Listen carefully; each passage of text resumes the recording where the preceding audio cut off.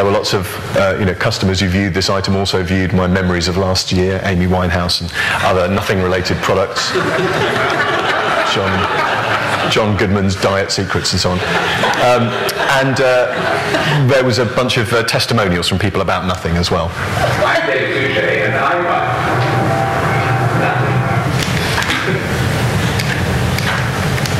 There's a whole media world that obsesses about nothing. And there's a whole financial world that speculates about nothing. Nothing's gonna change my world. Nothing's gonna change my world. And obviously you could buy nothing. I'll leave you to guess the price, special offer that we had on. And once you bought it, you got a series of emails which would tell you when your nothing would be delivered. And there was a product recall because something was found in nothing. But it all got sorted out, and your nothing did arrive eventually. But unfortunately, I think you were out when it was delivered. But we also did some interesting things around this, where we experimented with the idea of what happens if you actually take the advertising and the logos out of ad images. Does anyone think they know what product this is advertising? Yes. Yeah, it's Lavazza coffee. And it's kind of interesting when you do that and you look at that and you think that really hasn't got an enormous amount to do with coffee, has it? I mean, but it gives you a sense of the sort of the manipulation that's going on here. These are associations that we're being asked to desire things and buy into things in a very artificially constructed way. It hasn't really got anything to do with the actual our needs or our genuine desires. We also had fun with some other images which perhaps we have license to do. If anyone wants to visit the Amazero site, by the way, just because people tend to type in amazero.com, which somebody else registered, perhaps we should have, but that's how you get to it. And the final thing I wanted to talk about is just in terms of products. Nothing is clearly an invented product, not a real product, or perhaps it is the most real product, but that's another point. So we did actually get into trying to make something ourselves, like the MBT shoe. And what we realized is there was this terrible problem in modern society which exemplified waste in a larger sense, which was abandoned, lost gloves, which litter the streets when you look for them. And people often leave them out so other people can find them, which is, I think, because everyone recognizes that a lost glove is really a very sad thing and it needs to find a new partner.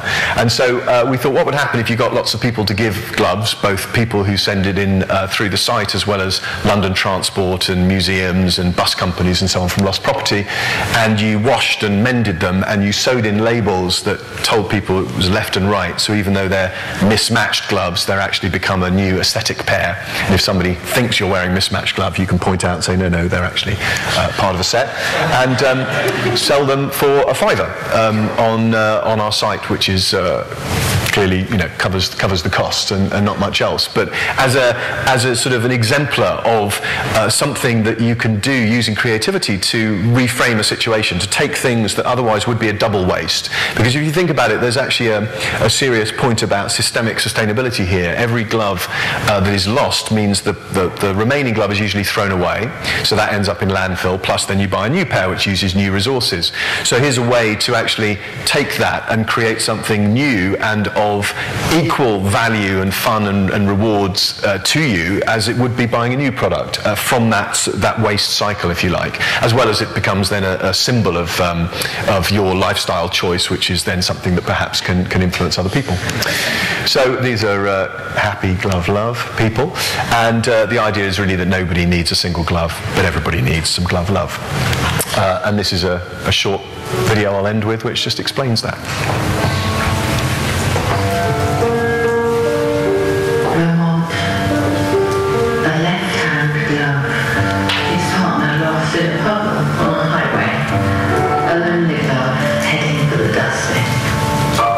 London, a right-hand glove, its companion chewed by attempts of legal detection, a single glove heading for the single glove scrappy. Two gloves, apart and always, but together. Oh.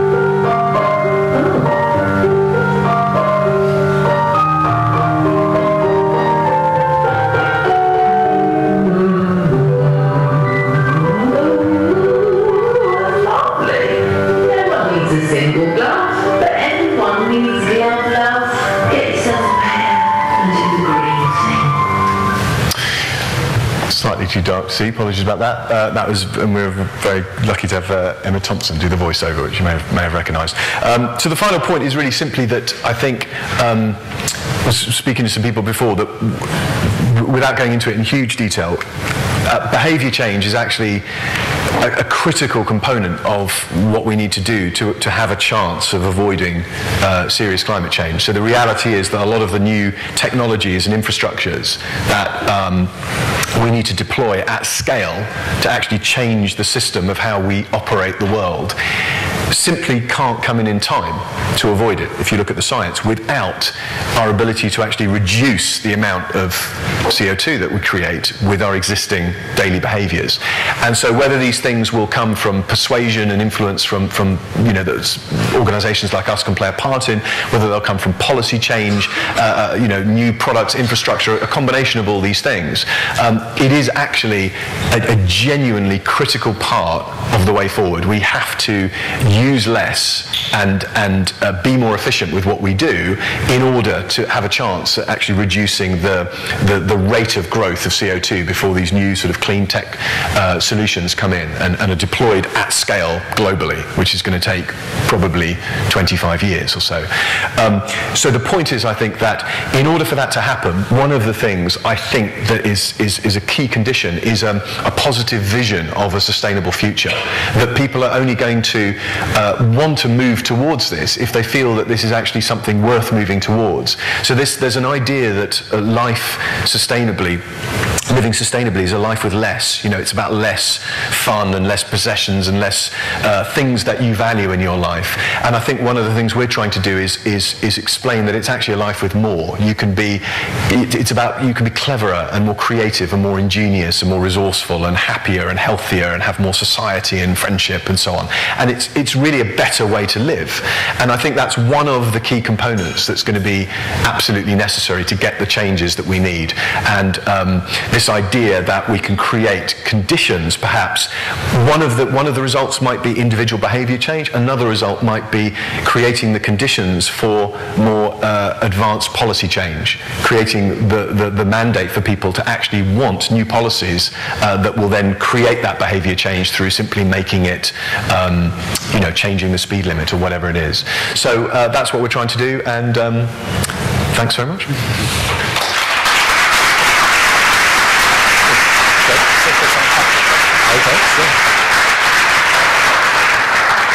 Thanks, Andy, for your presentation. We've got time for a couple of questions if there's anyone in the audience who's got anything to ask Andy.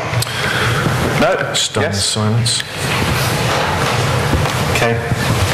I was interested in what it takes to step out and talk very openly about something you care about, which you may be castigated for in some way. Did you find yourself at any stage where you really like yourself stepping into a space where I may get some flack for this, but I'm still going to go ahead and do it? I suppose, I thought, I think there's I don't work for, I don't work for sort of BP or something, so I don't feel there's a sort of, I think it's important there's certain industries that are sort of locked into the fossil fuel economy.